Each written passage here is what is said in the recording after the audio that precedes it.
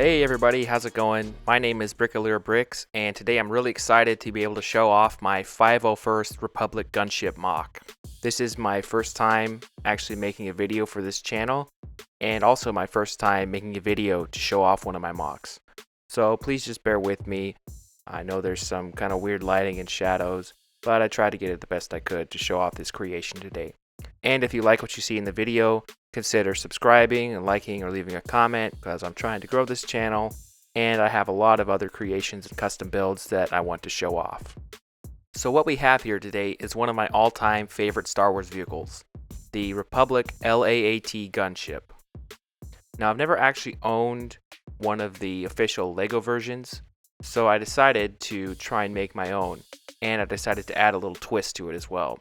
Basically, I had two of the 501st Clone Trooper Battle Pack sets, and I wanted to try and challenge myself to build a gunship using only the parts from those two sets.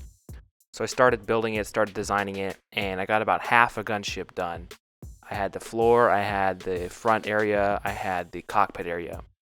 But obviously I still needed a roof and wings and doors, so got a hold of two more of the sets, and using the pieces from those four sets combined, I was able to finish the gunship and successfully complete my challenge. There are some differences from the actual gunship, mainly the size. Right off the bat, you'll notice that it is a bit smaller than minifig scale. If these sets would have included more plates, I would have been able to scale it up a bit bigger to get closer to the official Lego minifig scale gunship. And of course the colors are different, but I personally really like the 501st blue and gray. Starting right here at the front, we have the iconic LAAT canopies with the pilot and the co-pilot / gunner. These canopy pieces are sort of those blue fenders. The set did not include any transparent pieces at all, so I kind of had to work with these. This is probably the best option for them. But they do open up. You have to open the back one up first because it kind of blocks the front one. And as you can see, we have two 501st troopers in there. Unfortunately, I do not own any of the 501st pilot figures. It's pretty simple in there. Up front, there's just a pair of the flight handlebars. And in the back, there's just two of the printed slopes with buttons on them to fly the ship with, as well as some blaster storage.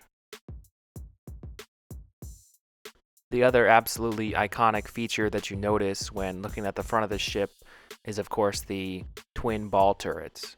I'm pretty happy with mine. They go side to side, they go up and down. And of course Lego has their own ball turret piece that they use with all the gunship models, but obviously it was not included with the 501st Battle Pack set, so I had to make do. I'm pretty happy with how it turned out. I think it looks really about as close as you can get to those ball turret pieces. The design is pretty simple. At the front of the gunship on either side there's a sideways mounted Technic brick which holds these axle plate pieces and allows them to move sideways. Connected to the axle plate is the trailer hitch plate which holds the gun and allows it to move up and down. On the outside are these 3x3 gray dish pieces which give the illusion of it being a ball and rotate nicely against each other. Moving on down from the cockpit, you might notice another difference from the actual gunship model. As you can see, there's no side ball turrets. And what I actually did was decide to replace those ball turrets with a lighter, smaller weapon that can be manned by the clones inside. And I came up with this. It's basically just sort of a heavy blaster mounted on a rotating point that the clone troopers can grab onto and operate out of the side. It seems like something you might sort of find on a more modern military real-life helicopter and that sort of thing, but I really like how they turned out. I like the design a lot. Again, it's pretty simple, just swiveling pieces on mounts connected to the ship. And of course we have one on each side for the gunners to be able to cover the landing zone for the troops getting in or getting out of the gunship. So the next sections that I'll talk about are the doors and the troop bay. The doors are actually the weakest part of this whole build. They're just a bit floppy and awkward, and you'll see what I mean by that later in the video. But the good news is the door's still open to reveal the interior and troop bay, which I'll demonstrate here. Again, it's another thing that's slightly different from the actual Lego version. There is a sliding movement like you'd normally expect to see, but it only opens up about 2 studs worth of the interior. So you slide the whole thing back, and then you can fold the front section over, which makes a lot more room for the clones to get in and out. The doors are held in place by a single hinge. I'm not sure what the piece is called, but it's got a clip on one end and a rounded end on the other, and it can rotate on both ends. But that's the only piece holding the doors on, which is part of the problem. The other problem is that they're extremely heavy. To address these issues, I put some pieces in the back of the gunship to try and lock the doors in place when they're all the way back, which does help somewhat.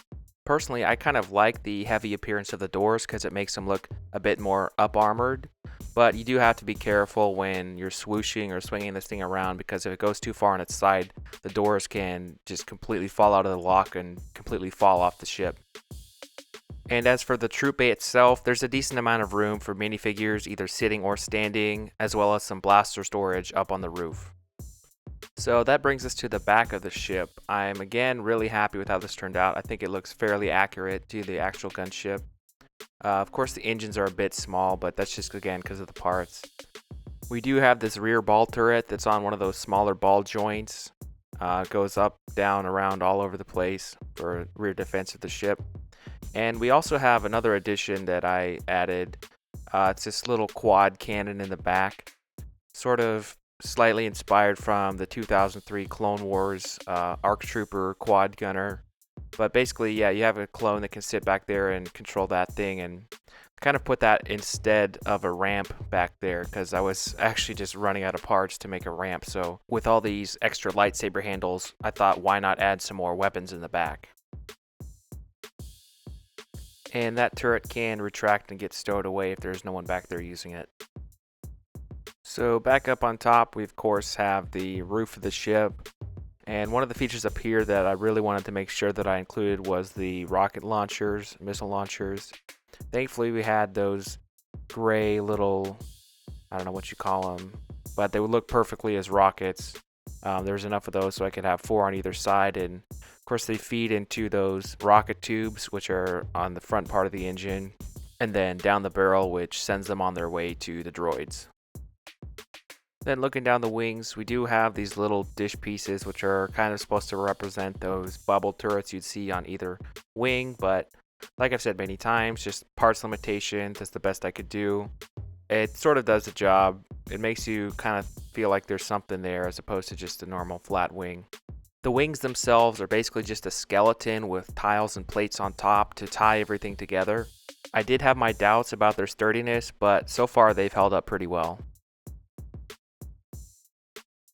As for the bottom of the ship, it's really cobbled together but sturdy. That's all there is to say. So yeah, that about does it for the ship itself. What I want to do now is put some clones in the interior, in the troop bay, and show off what it looks like all loaded up. So it did take a little bit of finessing and, just kind of trying a couple different ways, but I was actually able to fit in all 16 troopers from those 4 battle packs in the ship here. So yeah, there's 4 right here, 3 sitting and 1 standing. And then on the other side, we have another 4 that are visible when we open the door. Again, 3 sitting, 1 standing. That's just because of the blaster storage on the roof. Some of them can't stand in certain areas. So between the main troop bay area and the back quad gun, there's actually a little place for 2 more clones to stand. You can barely see their visors way back there, but they are standing back there. And then towards the front of the ship, there's another little spot for someone to sit. In between the troop bay and the gunners, there's room for minifigure and blaster storage between these 2 columns that support the roof. And of course we have the gunner on the back. So pilots and gunners included, that adds up to 16 clones and 2 floppy doors. And there we have it, my 501st Republic Gunship MOC. One thing I should mention yet before I go is I'm actually in the process of making instructions for this ship. It's kind of a long process, so I'm not exactly sure when they'll be done, but if that's something you think you might be interested in, make sure to subscribe on YouTube and you can also go follow me on Instagram for updates, which I'll link down below. I hope you enjoyed this video today. I do have some more 501st alternate build MOCs coming in the future, as well as some custom creations that I'm excited to show off. Thanks for watching, and I'll see you next time.